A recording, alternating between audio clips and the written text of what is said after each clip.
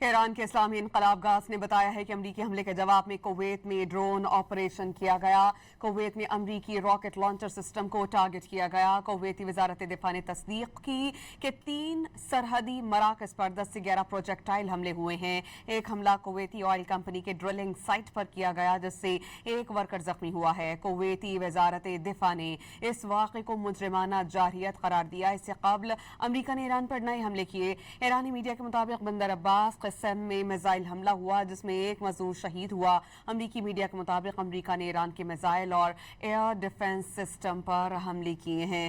3 سرحدی مراکز پر 10 سے 11 پروجیکٹ حملے کیے گئے۔ ایک ڈرون حملے میں آئل کمپنی کے ڈرلنگ سائٹ پر ورکر زخمی ہوا۔ کویتی حکام رپورٹ کر رہے ہیں جبکہ امریکی میڈیا کے مطابق 1 گھنٹہ قبل امریکہ نے ایران کے مختلف جزائر پر حملے کیے۔ قسم جزیرے پر میزائل حملے میں ایک مزدور شہید ہوا۔